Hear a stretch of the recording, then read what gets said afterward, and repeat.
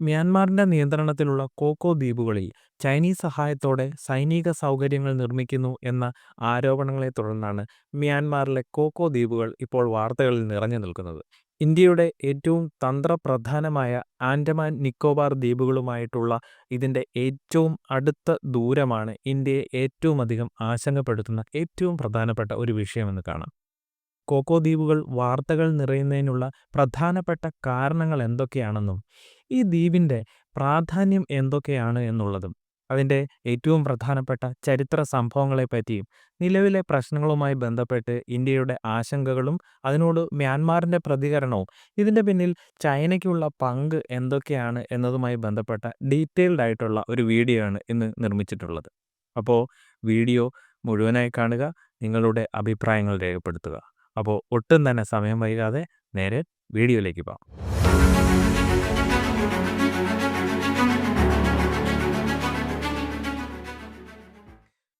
ഈ coco island എന്ന പേരിൽ പ്രധാനമായും രണ്ട് വ്യത്യസ്ത ദ്വീപ സമൂഹങ്ങളാണ് ഇന്ന് നിലവിലുള്ളത്.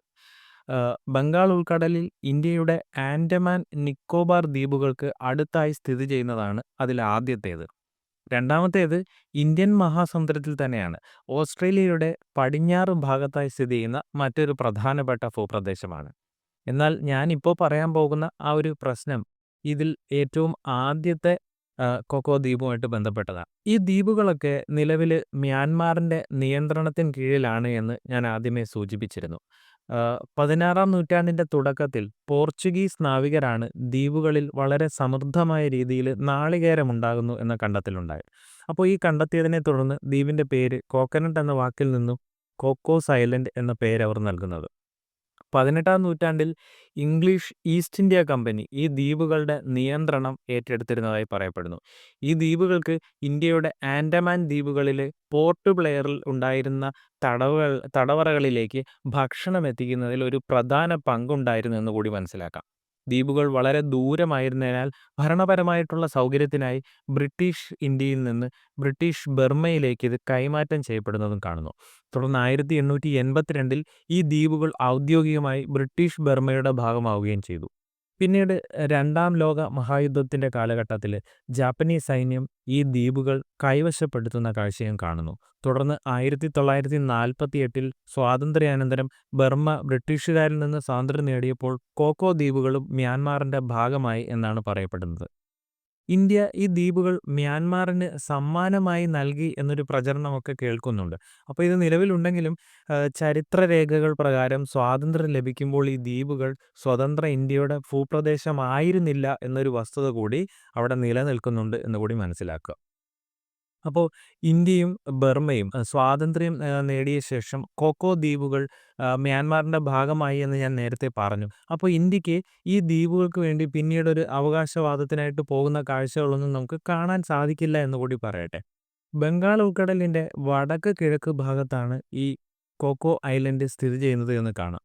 ഇന്ത്യയുടെ ആൻഡമാൻ നിക്കോബാർ ദ്വീപുകളിലെ ഏറ്റവും വടക്കേ അറ്റത്തുള്ള ലാൻഡ്ഫാൾ ദ്വീപുകളിൽ നിന്ന് 100 നോട്ടിക്കൽ മൈൽ, അതായത് ഏകദേശം ഒരു 185 കിലോമീറ്ററിൽ താഴെ മാത്രം അകലെയാണ് ഇത് എന്നത് ഇതിൻ്റെ ഏറ്റവും പ്രധാനപ്പെട്ട ഒരു പ്രത്യേകതയാണ്. ഈ കോക്കോ ദ്വീപുകൾ ഇന്ത്യക്ക് എന്തുകൊണ്ട് ഒരു പ്രധാനപ്പെട്ട സ്ട്രാറ്റജിക് കൺസേൺ അഥവാ ഒരു ആശങ്കയാകുന്നു എന്നതുകൂടി ഒന്ന് പരിശോധിച്ച് നോക്കാം. ഇത് ഇന്ത്യയുടെ ആൻഡമാൻ നിക്കോബാർ ദ്വീപുകളിലെ ഏറ്റവും വടക്കേ അറ്റത്തുള്ള ദ്വീപായിട്ടുള്ള ലാൻഡ്ഫോൺ ദ്വീപിൽ നിന്ന് 55 മുതൽ 100 കിലോമീറ്റർ വരെ മാത്രം അകലെ ആയതിനാൽ നമ്മുടെ തൊട്ടടുത്തുള്ള ഒരു വിദേശ സൈനിക താവളത്തിന് തുല്യമായിട്ടുള്ള ഒരു രീതിയിലാണ് ഇത് നിലകൊള്ളുന്നത് എന്നാണ് നമ്മൾ ഏറ്റവും ആദ്യം മനസ്സിലാക്കാനുള്ളത്.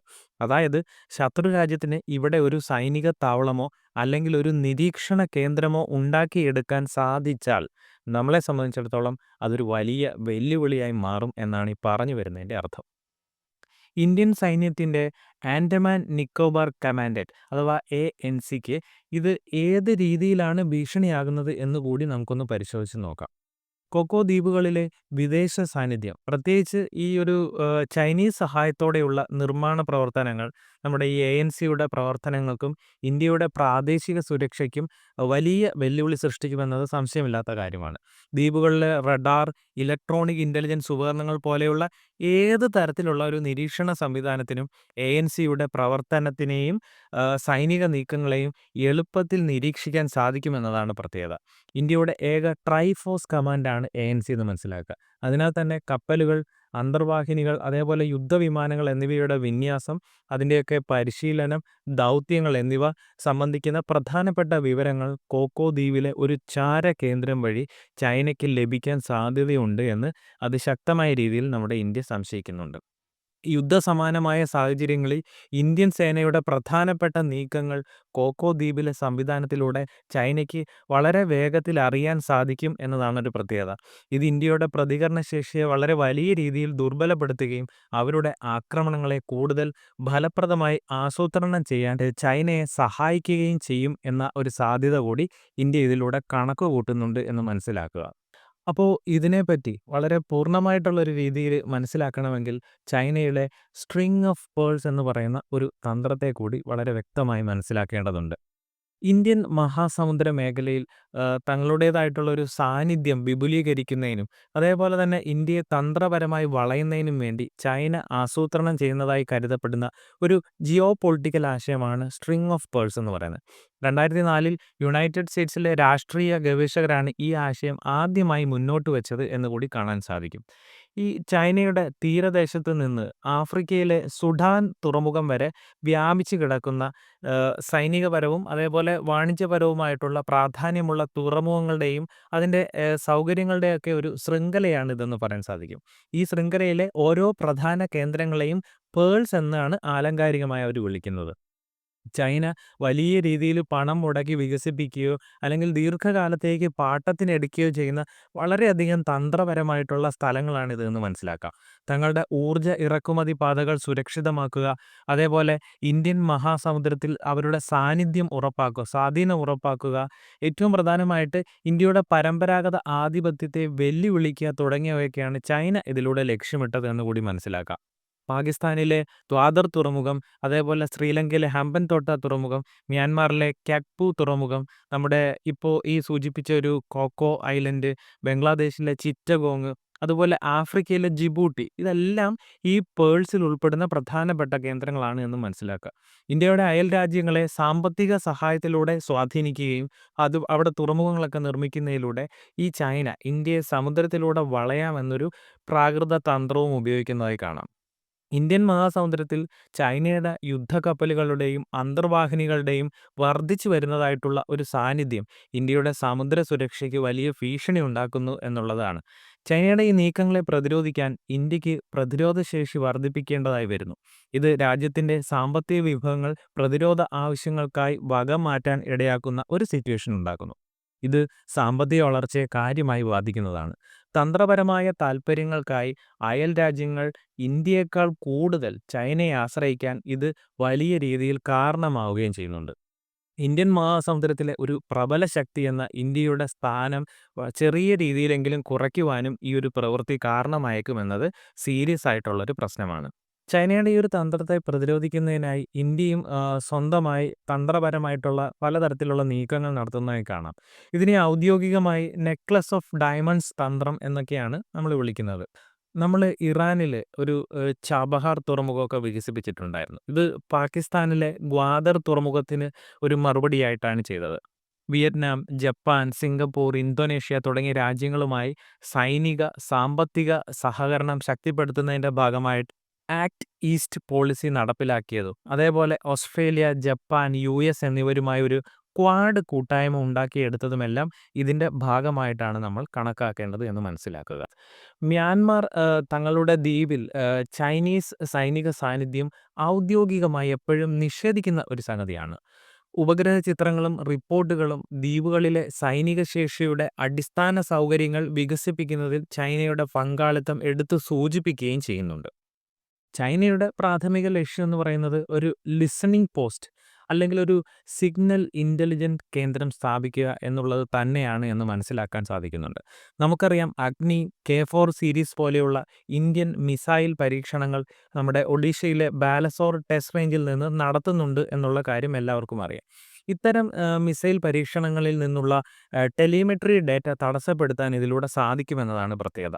റാംവില്ലി പോലെയുള്ള താവളങ്ങളിൽ നിന്ന് പ്രവർത്തിക്കുന്ന ഇന്ത്യൻ നാവികസേനയുടെ ആണവശേഷിയുള്ള ബാലിസ്റ്റിക് മിസൈൽ, അതേപോലെ നമ്മുടെ അന്തർവാഹിനികൾ, ഇതിൻ്റെയൊക്കെ നീക്കങ്ങളും ആശയവിനിമയങ്ങളും നിരീക്ഷിക്കാൻ കിഴക്കൻ തീരത്തെയും അതേപോലെ ബംഗാൾ ഉൾക്കടലിലെയും ഇന്ത്യൻ നാവികസേനയുടെ വിന്യാസങ്ങളെക്കുറിച്ചുള്ള വിവരങ്ങൾ നേടാനും ഇതുവഴി എളുപ്പം സാധിക്കുമെന്നാണ് ചൈന കരുതുന്നത്. ഉപഗ്രഹ ചിത്രങ്ങളിലൂടെ മനസ്സിലാക്കിയത് അവിടെ വിമാനത്താവളത്തിൻ്റെ റൺവേ ഏകദേശം 2300 മീറ്റർ വരെ വലുതാക്കിയതായിട്ടാണ് കാണാൻ സാധിച്ചിട്ടുള്ളത്. ഇതൊരു വലിയ അതും അല്ലെങ്കിൽ ഒരു രഹസ്യാന്വേഷണ സംവിധാനം സൃഷ്ടിക്കാനുള്ള നീക്കമായി വേണം നമ്മളതിനെ കണക്കാക്കാനെന്ന് തോന്നുന്നു. 2021 സൈനിക അട്ടിമറിക്ക് ശേഷം മ്യാൻമാറിലെ സൈനിക ഭരണകൂടമായിട്ടുള്ള ജുണ്ട സാമ്പത്തികമായും രാഷ്ട്രീയമായും പ്രാദേശിക പങ്കാളികളെ ആശ്രയിച്ചതോടെ ചൈന ഈ ഒരു അടുത്ത ബന്ധം അങ്ങ് മുതലെടുക്കാൻ തുടങ്ങിയാണ്. അടുത്ത ഏറ്റവും പ്രധാനപ്പെട്ട ഒരു വെല്ലുവിളി ഈ കോക്കോസ് ദ്വീപ് തന്ത്രം വിശാലമായ ചൈന മ്യാൻമാർ സാമ്പത്തിക ഇടനാഴിയുമായി ബന്ധപ്പെട്ടിരിക്കുന്നു എന്നുള്ളതാണ്. ഇത് ചൈനയ്ക്ക് മലേഷ്യൻ കടലിടുക്ക് ഒഴിവാക്കി ഇന്ത്യൻ മഹാസമുദ്രത്തിലേക്ക് കരമാർഗം പ്രവേശിക്കുന്നതിനുള്ള ഒരു ആക്സസ് ലഭിക്കാൻ കാരണമാകുന്നുണ്ട്.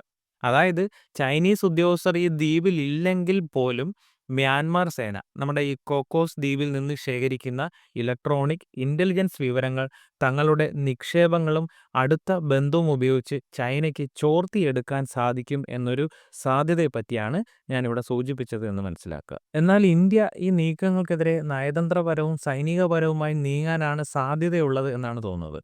ഈ ആൻഡമാൻ നിക്കോബാർ ദ്വീപുകളിലെ സ്വന്തം സൈനിക താവളങ്ങൾ ശക്തിപ്പെടുത്തുന്നതിലായിരിക്കും ഒരുപക്ഷെ ഇന്ത്യയുടെ പ്രാഥമിക ശ്രദ്ധ വരാൻ പോകുന്നത്.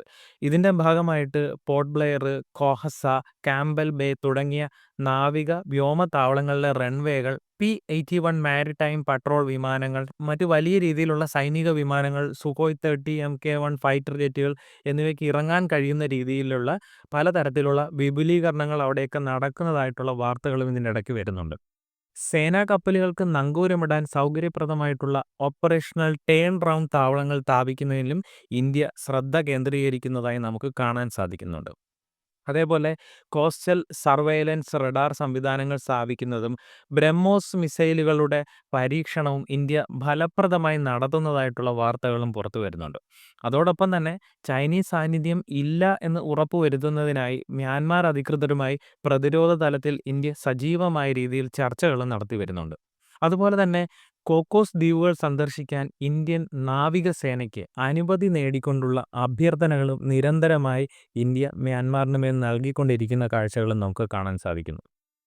കൊക്കോസ് ദ്വീപുകളിലെ ചൈനീസ് സൈനിക സാന്നിധ്യത്തെക്കുറിച്ചും നിരീക്ഷണ സൗകര്യങ്ങളെക്കുറിച്ചുമുള്ള ഇന്ത്യയുടെ ആശങ്കകളോട് മ്യാൻമാറിൻ്റെ ഭരണകൂടം നൽകുന്ന ഉറപ്പ് അവിടെ ചൈനീസ് സൈനികരോ അല്ലെങ്കിൽ ചൈനീസ് സാങ്കേതിക വിദഗ്ധരോ ഇല്ല എന്നുള്ളത് തന്നെയാണ്. ഇന്ത്യയുടെ ആരോപണങ്ങളെല്ലാം അവർ അപ്പാടെ തള്ളിക്കളയുന്ന കാഴ്ചകളാണ് കാണുന്നത്.